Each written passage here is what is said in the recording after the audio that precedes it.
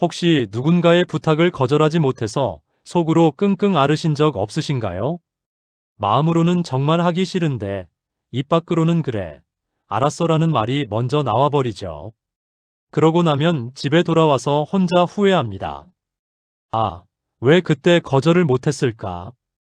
겉으로는 괜찮은 척하지만 사실 속으로는 상처가 쌓여가죠.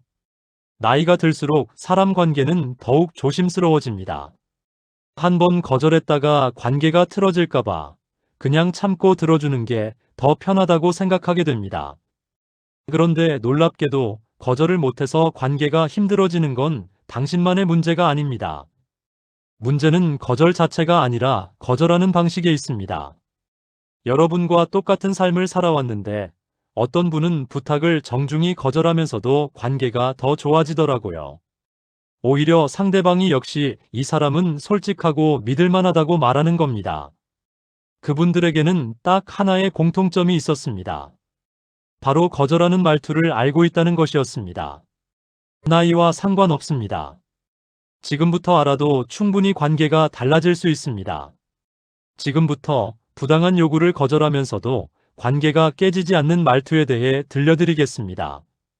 영상 시작하기 전에 구독, 좋아요 부탁드리고요. 바로 시작하겠습니다. 1장. 지금은 어려울 것 같아요. 시간을 이유로 부드럽게 경계 짓기. 어느 날 아파트 입구에서 이웃을 만났습니다. 반가운 인사를 나누다가 갑자기 이런 말을 듣습니다. 다음 주에 저희 집 이사 도와주실 수 있으세요? 젊은 사람들은 다 바빠서요. 순간 머릿속이 하얘집니다. 허리도 안 좋고 그날은 병원 예약도 있는데 어떻게 거절해야 할지 모르겠습니다. 그냥 네 하고 대답하자니 몸도 마음도 힘들 것 같고 안 돼요 하고 자르자니 관계가 어색해질 것 같습니다. 이럴 때 쓸 수 있는 말투가 있습니다. 다음 주는 제가 일정이 좀 빡빡해서 어려울 것 같아요. 짧지만 명확합니다. 거절의 이유를 나가 아니라 시간에 둔 겁니다. 하버드 심리학 연구팀이 500명을 대상으로 거절 실험을 진행했습니다. 같은 거절이라도 싫어요라고 말한 그룹과 지금은 어려워요라고 말한 그룹의 관계 만족도를 비교했습니다. 결과는 놀라웠습니다.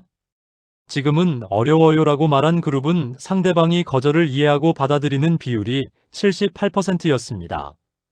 반면 싫어요라고 말한 그룹은 35%에 불과했습니다. 왜 이런 차이가 생길까요?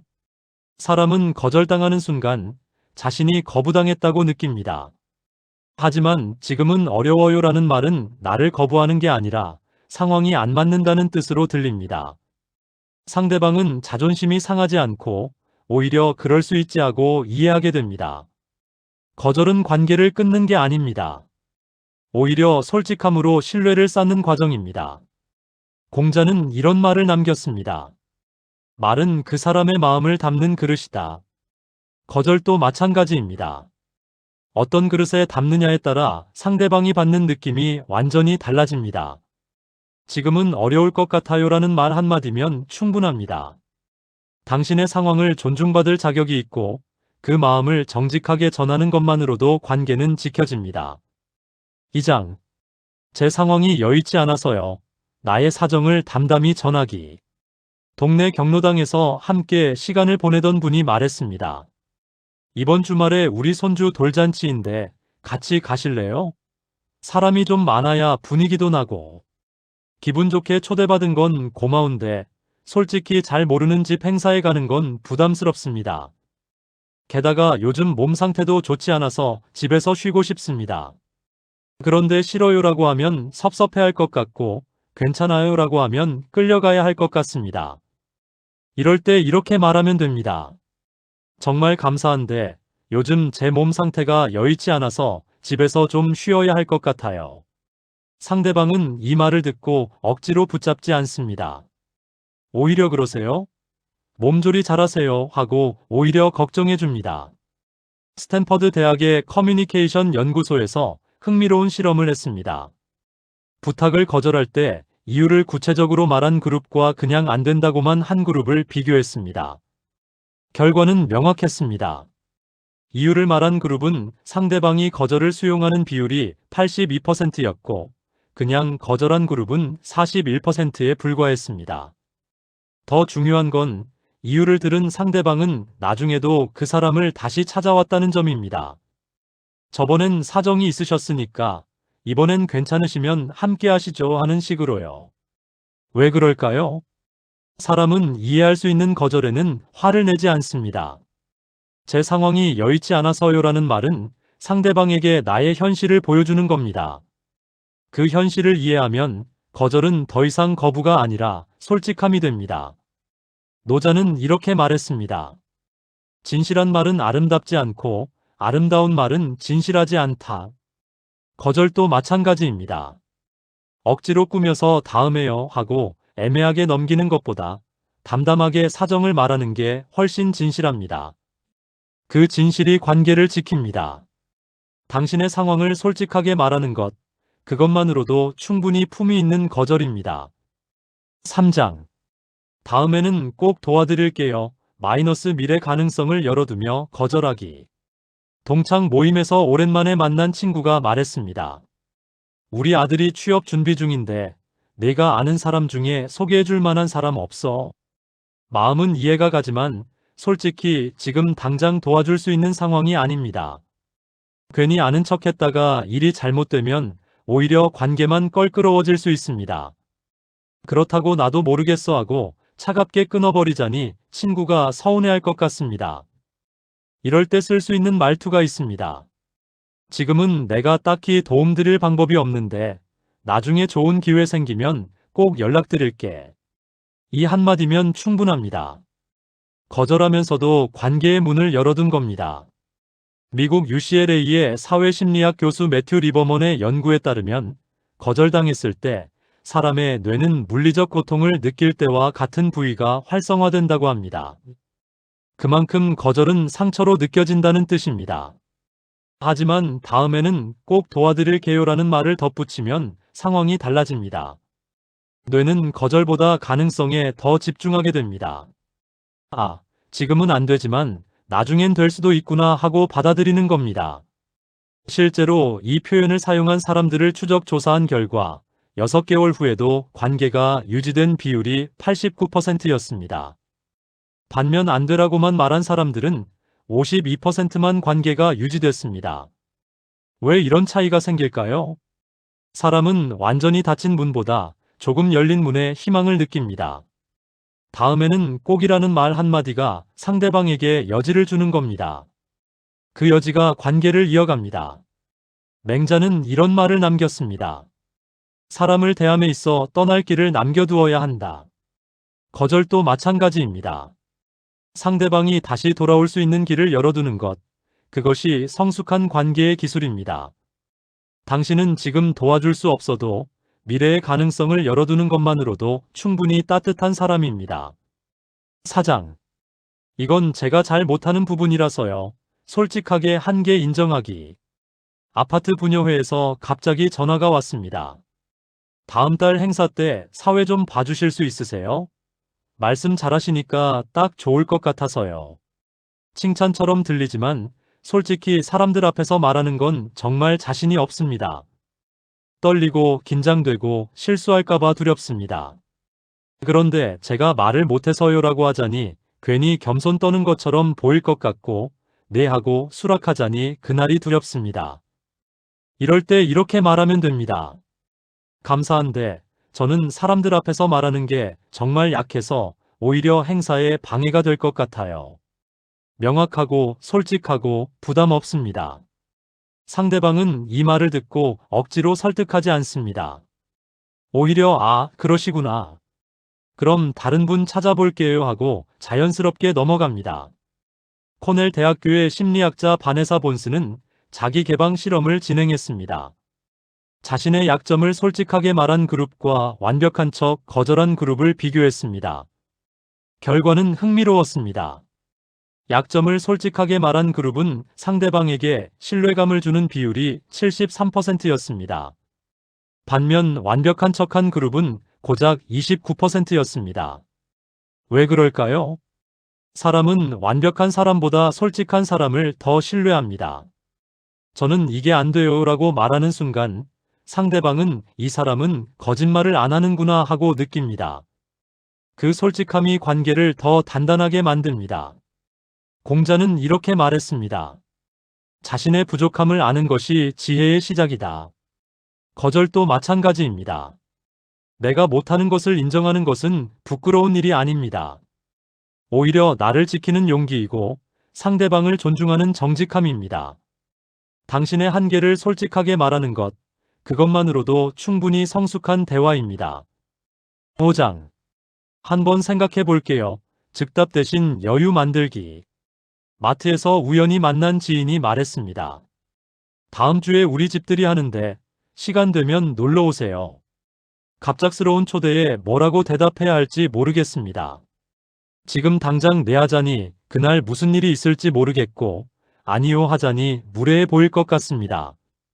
이럴 때 쓸 수 있는 말투가 있습니다. 일정 확인해보고 연락드릴게요. 또는 한번 생각해 볼게요.